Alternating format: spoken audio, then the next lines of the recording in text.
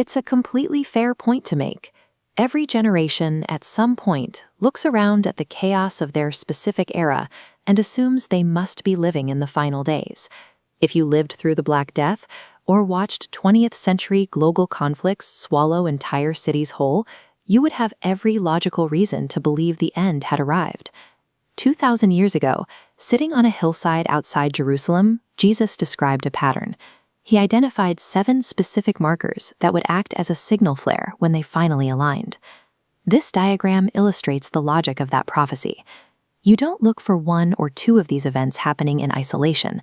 All 7 markers must occur at the exact same time, sliding together to align at a single point in history. Today, scholars are observing a pattern that previous generations simply could not see. All 7 of those specific conditions are converging simultaneously. The ancient texts compare these global events to labor pains. They are characterized by a steady increase in both frequency and intensity over time. The first sign on the list is widespread war. Conflict has existed for millennia, but the modern era has seen global tensions escalate across multiple continents at once, creating a level of instability that earlier centuries never faced. The second sign involves famine, earthquakes, and pestilence. A sickness that once took years to cross a border can now span the globe in hours, straining supply chains and filling hospital wards on opposite sides of the earth at the same time. This chart tracks the frequency of these global crises over time. Notice how the spikes grow taller and the gaps between the events shrink as we approach the present. Humanity barely has time to recover from one shock before the next one hits. The physical planet and the geopolitical landscape are fracturing under a simultaneous, compounding pressure that ancient generations never had to endure all at once. The warning didn't stop at external disasters. The narrative moves away from the global stage and looks directly inside our homes and our own relationships. The third sign predicts that love itself would grow cold as a result of widespread lawlessness.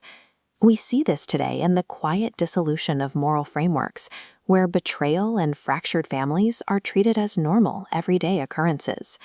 The fourth sign is a massive multiplication of deception. Through constant connectivity, spiritual falsehoods can now reach millions in an instant, specifically targeting people who are sincerely looking for truth. When absolute truth is abandoned as a concept, the natural result follows exactly as the ancient text described. Empathy erodes, and affection organically turns cold. That brings us to the climax of the evidence. The final signs on the list were physically impossible to fulfill before the 20th century. The fifth sign required the message of Jesus to reach every nation on earth. For centuries, missionaries spent lifetimes traveling to a single village. The rise of global broadcasting finally allowed that message to cross closed borders instantly. A related prophecy from the book of Daniel stated that humanity would begin running to and fro across the earth. For most of history, travel moved at the speed of a horse. Today, millions of people cross entire continents daily. That same prophecy predicted an explosion of knowledge. Today, a single person with an internet connection can access more data in 30 seconds than entire royal libraries once held across several centuries. The ancient texts point to the fig tree, a symbol for the Jewish people, who lived in exile for nearly 2 millennia, leaving their homeland to the desert cliffs and the silence of history. In 1948, that silence broke. The nation of Israel was formally re-established on its ancient soil, marking a turning point that previous centuries of scholars believed was physically impossible. Global communication, mass travel, and the restoration of an exiled nation represent hard physical barriers that were crossed in a single generation. They separate the current era from any other in human history. Staring directly at these converging facts can easily make you feel unsettled. It is completely natural to feel a sense of dread when watching these ancient warnings map so cleanly onto modern reality. Prophecy functions like a weather forecast. A father warns his children about an incoming storm so they can reach shelter before the rain starts.